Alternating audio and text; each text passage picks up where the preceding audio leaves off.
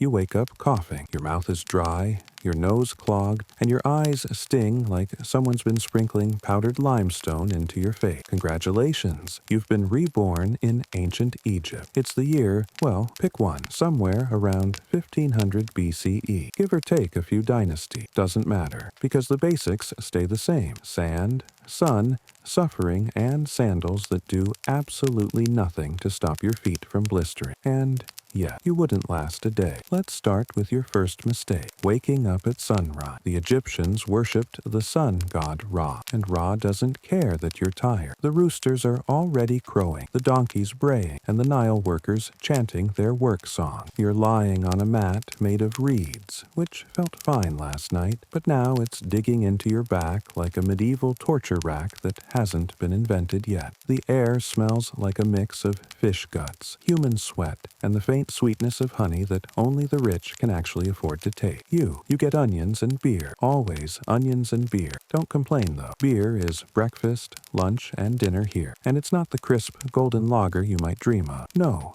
it's chunky, thick, a gritty oatmeal slush that vaguely fizzes. You take a sip. It's warm. Of course it's warm. The concept of refrigeration won't be invented for another 3,000 years. Welcome to your life. Now, you probably think you're going to waltz around in linen robes looking majestic like the people painted on tomb walls. Wrong. Linen is itchy, rough, and clings to your sweaty body like a damp rag. And by the way, those tomb paintings, lies, propaganda. Pharaohs paid artists to make them look godlike. In reality, most pharaohs had bald spots, crooked teeth, and the occasional clubfoot. King Tut himself, poster boy of Egyptian glamour, was riddled with malaria and bone deformities. Imagine the least athletic high schooler you knew. That's him. Still want to live here? All right. Let's imagine you've survived your morning beer porridge and itchy linen robe. Time to contribute to society. What are your options? Option 1. Farmer. You'll work the Nile floodplains, bent double in the mud, planting wheat and barley under a sun that could fry an egg on your skull. You'll be whipped if you slack. You'll be taxed so heavily that half of what you grow goes to the state granary. Oh, and locusts? They show up sometimes and erase entire harvests overnight. Option 2, pyramid builder. You've heard the myth, slaves built the pyramids. Not exactly. Most workers were regular Egyptians conscripted into seasonal labor, promised bread and beer as payment. So, yes, you're technically not a slave, but you're still dragging 2-ton limestone blocks with ropes that give you rope burn so deep it looks like someone skinned your hands alive. And no, aliens didn't help. Option 3. Scribe. Sounds cushy, right? Writing on papyrus in the shade. Wrong. You need to memorize hundreds of hieroglyphs, spend years hunched over clay tablets, and basically destroy your spine by age 25. Pick your poison. And here's the kicker. Hygiene. Oh, you thought ancient Egypt was glamorous. Perfumed oils, Cleopatra's beauty routines, baths by the Nile? Think again. Yes, the rich coated themselves in scented oil. But for the average person, lice and fleas were so normal, you didn't even bother complaining. People shaved their heads bald to avoid infestations. Kids ran around naked because laundry was too much effort. And toilets? You either squatted in a clay pot or went to the Nile and hoped the crocodiles were asleep. Speaking of crocodiles, yeah, they're here. Big, toothy, and worshipped as gods. Which means if one bites your leg off, your neighbors won't kill it. They'll shrug and say, well, Sobek wanted lunch. Let's pause, because maybe you're thinking, okay, but what about the cool stuff? The pyramid, the temples, the treasure. Sure, they're impressive. The pyramids were the tallest structures on Earth for thousands of years. The temples of Karnak, Luxor, Abu Simbel. They're architectural marvels. But here's the trick. You don't get to enjoy them. You're not a tourist with a camera. You're either the laborer building them or the poor villager craning your neck to stare up at them while priests tell you the gods are watching. And trust me, the gods are everywhere. They're in the sky, in the river, in your kitchen, in your intestines when you get food poisoning. Miss a ritual. Forget to make an offering. Bad harvest, dead child, plague, famine. Everything is your fault. Imagine living in constant anxiety that the universe is going to smite you because you skipped temple duty one morning. Welcome to Polytheism, Ancient Egyptian Edition. Now, Let's get darker. You've survived the sun. You've dragged your limestone block. You've eaten your onions. Night falls. Finally, some peace. The stars sparkle brilliantly, clearer than you've ever seen in your modern life because, hey, no light pollution. But sleep doesn't come easy. The mosquitoes are whining in your ear. The mud brick walls trap the heat like an oven. And you remember that tomorrow your neighbor is being embalmed. Yeah, death is never far away here. Life expectancy, maybe 35 years. Half of kids don't make it past age 5. Disease is everywhere. Malaria, dysentery, infections from a simple cut. You sneeze and someone probably calls the priest. And the embalming process? It's not mystical.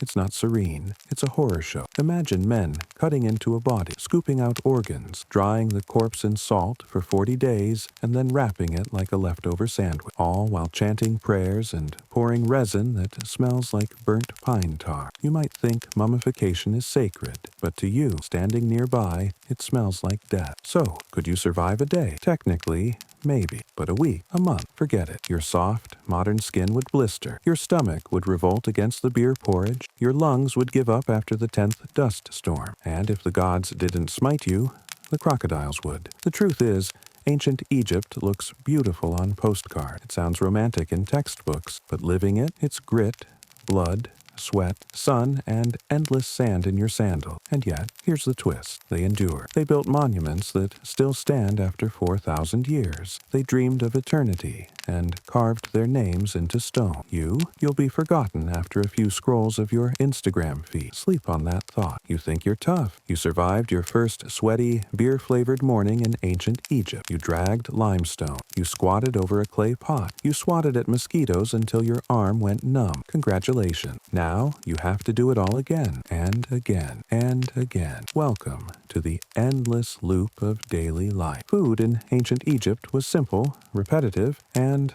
let's be honest, kind of depressing. Bread and beer. Beer and bread. Sometimes onions, sometimes fish. Occasionally dates or figs if you're lucky. But mostly the eternal chew of coarse bread filled with sand grit from stone ground flour. You bite into it and it feels like you're eating toast sprinkled with razor blades. Ancient Egyptian dentists didn't stand a chance. By age 20, most people had worn down stumps instead of teeth. Archaeologists have dug up mummies with abscesses so big they could kill you. And yeah, people did actually die of tooth infection. Imagine surviving the desert sun, crocodiles, and famine, only to get killed by bread. Let's reset expectations. Unless you hit the reincarnation jackpot, you're not royalty. You're not Cleopatra. You're not Ramses II. You're not even a mid-level scribe. You're a regular villager, one of millions. And your life, it's rigidly structured. Pharaohs at the top, living god, golden crown, armies, temples, giant statues of himself flexing in stone. Below him,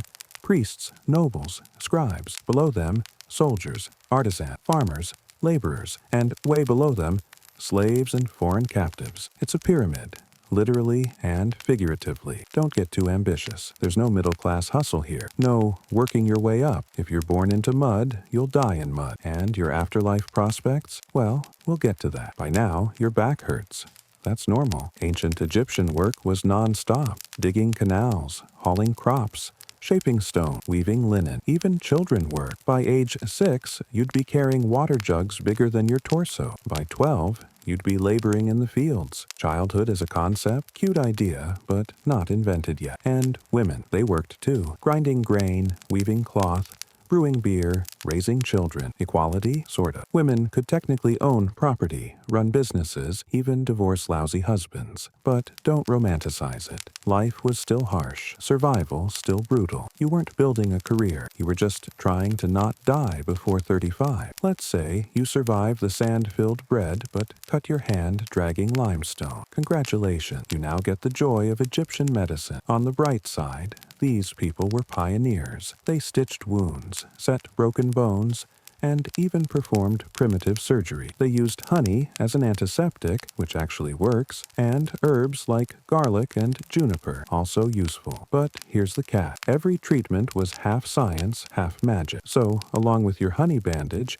you're getting a spell chanted over your arm to banish the evil spirit of infection. Sometimes it works, sometimes it doesn't. If you're lucky, you survive. If you're unlucky, you get gangrene. Your arm turns black, and the priest tells your family the gods wanted your limb. And dentistry? Forget it. Their solution to a rotten tooth was shove some ground-up barley paste mixed with donkey milk in there and hope for the best. Spoiler, it doesn't work. Let's take a break from death and talk about style. Egyptians loved linen. White, light, breathable, in theory. In practice, you're still sweating buckets. Sand sticks to it. It chafes. And if you're poor, your linen is basically a potato sack. The wealthy get fine pleats, jewelry, and wigs coated in beeswax and perfumed oil. The poor, shaved heads and bald scalps, partly for lice, partly because hair is a luxury problem. But everyone, rich and poor, loved eyeliner. Black coal smeared around the eyes wasn't just for looks. It cut glare from the sun and even helped prevent infections. Think of it as the ancient world's sunglasses. So, yes, you might look a little goth while farming barley, but at least you won't get pink eye. Believe it or not, Egyptians knew how to party. Weddings, festivals, religious holidays. They drank beer, danced to flutes and lutes, clapped along to drum. The wealthy held banquets with roast goose, figs, and imported wine from the Levant. The poor, they made do with slightly more beer and maybe some goat stew. But beware, ancient parties could get messy. Drunken brawls, public vomiting, collapsing in the mud. There's even ancient graffiti of someone scribbling insults like, "The beer drinker is a fool," so, yeah, you'd fit right in at college. Now, let's talk gods. Egypt had hundreds of them. Ra, Osiris, Isis, Anubis, Hathor, Sobek, Bastet, Horus. Every city had its favorite. Every profession had its patron. Farmers prayed to Hapi for the Nile floods, fishermen to Sobek, mothers to Taweret, the hippo goddess of childbirth. Religion wasn't just a Sunday hobby. It was your full-time anxiety. Forget to pour an offering. Boom, your crops fail. Skip a prayer, your child gets sick. Mock a priest,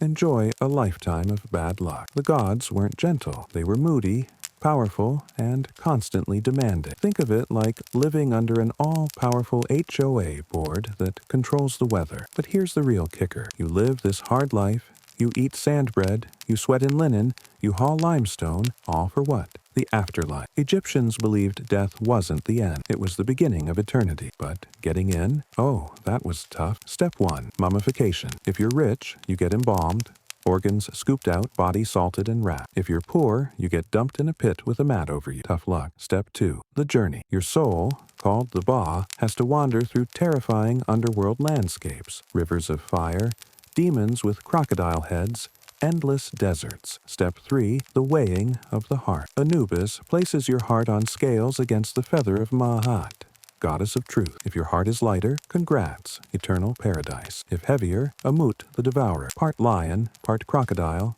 part hippo, eats your soul. Poof, eternal nothingness. Now, here's the problem. Your heart is heavy. Because remember when you stole your neighbor's goat? Or skipped an offering? Or cursed under your breath while hauling limestone? Yeah, the gods keep receipts. So, after all that sweating, bleeding, praying, and bread chewing, you still might flunk eternity. And that's ancient Egypt for you. Brutal daily grind, rigid social order, weird medicine, sandy bread, gods watching your every move, and the looming probability that your soul gets eaten anyway. Still want to trade your air conditioning, your Wi-Fi, your iced lattes for this? Didn't think so. You've survived 2 full days in ancient Egypt. That's already a miracle. But now comes the hard part, surviving history itself. Because Egypt isn't just hot sun and sandy bread, it's also 4,000 years of drama, disaster, and decline. And, spoiler, you wouldn't last through this either. Let's start with everyone's least favorite guest, disease. The Nile was life.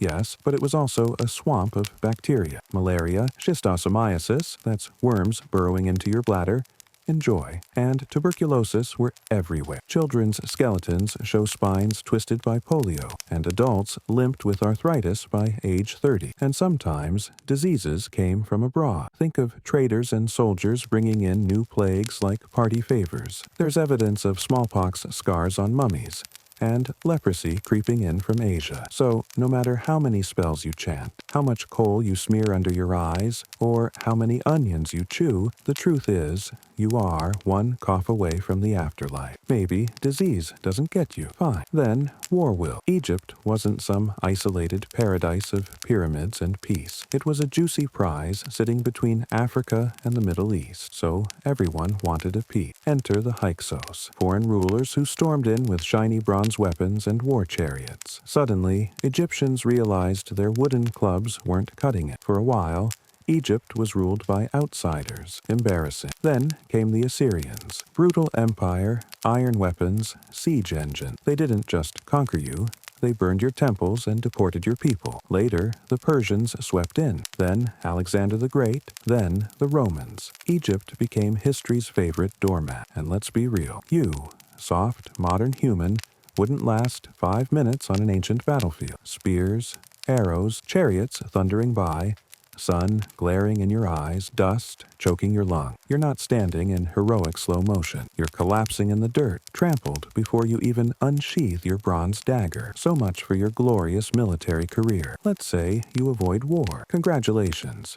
You're now stuck in palace drama. Pharaohs were gods on earth. Yes, but they were also just people, which means they were messy. Rival siblings murdered each other for the throne. Court officials schemed. Priests siphoned power. And family trees, more like tangled weeds. Royalty loved marrying cousins, sisters, nieces, you name it. King Tut himself was the product of so much inbreeding that he had a clubfoot and needed a cane just to hobble around. Imagine dedicating your life to serving a god king, only to find out he can't walk straight and probably just sneezed smallpox all over you. Divine power doesn't look so glamorous up close. And while the pharaohs were building giant temples to themselves, guess who was footing the bill? You. Taxes were brutal. Officials came around with tallies, demanding grain, livestock, or labor. Couldn't pay? Too bad. You'd lose your land or your freedom. Imagine working 12-hour days under the sun, only to hand over half your crop so a noble can sip imported wine from Greece. And when harvests failed, thanks to drought, locusts, or Nile flooding, you starved. Bread lines aren't modern. They existed here too, except instead of government handouts, you got priests telling you to pray harder. Good luck chewing those sand-filled loaves on your rotten teeth. By the time Greece shows up, Egypt's golden age is long gone. Alexander the Great rolls through like a rock star, declares himself pharaoh, and then dies young. Classic. His generals carve up the empire, and Egypt falls under the Ptolemies. Yes, that means Cleopatra. But forget the Hollywood glamour. Cleopatra wasn't Egyptian by blood. She was Macedonian Greek. She also lived in a palace dripping with intrigue, poisonings, and Roman meddling. And when Rome came knocking, game over. Egypt turned into Rome's breadbasket, its temples looted, its gods mocked. The pyramids, already ancient ruins by then. Tourists from Rome carved graffiti into them like frat boys tagging bathroom stalls. Imagine living in a land once called eternal, only to watch foreigners treat your sacred monuments as background props. Out. Here's the thing about Egypt. It never really ended in one dramatic explosion. It just withered. The great monuments crumbled. The language of hieroglyphs faded, forgotten for centuries. Pharaohs were replaced by governors, priests replaced by bishops, gods replaced by saints. Sand swallowed villages whole. By the time Napoleon marched in with his French scholars in 1798, Egypt was no longer the mighty kingdom of Ramses and pyramids. It was dust, ruins, whispers. Your epic civilization became a museum piece. And here's the final punchline. The Egyptians obsessed over immortality. They built tombs to last forever, filled them with treasures, mummified their dead with oils and spells. They imagined an afterlife stretching into eternity. And yet, what survived? Not their souls, not their prayers, not their dynasties, just their corpses, dried, brittle, stuffed into glass cases in modern museums. Tourists snapping selfies next to Ramses II. King Tut's mask ogled by millions. Immortality reduced to an exhibit gift shop selling pyramid snow globes. So no, you wouldn't survive a day in ancient Egypt. Not the sand, not the bread, not the gods, the plagues, the taxes, or the war. But here's the twist. Neither did they. Every dynasty, every pharaoh, Every farmer with sand in his teeth, they're all gone, swallowed by time. Their monuments still stand, yes, but even stone erodes. Even the pyramids will collapse one day, and maybe that's the lesson. You can sweat, you can build, you can pray, you can carve your name in stone, but in the end, you're just dust, waiting for the next tourist to walk by. So close your eyes. Imagine the Nile lapping softly in the dark. Imagine the stars above the desert, bright and cold and endless. Imagine the silence of a tomb sealed for eternity. And sleep, because for one brief moment, in the dream space between history and oblivion, you too are eternal.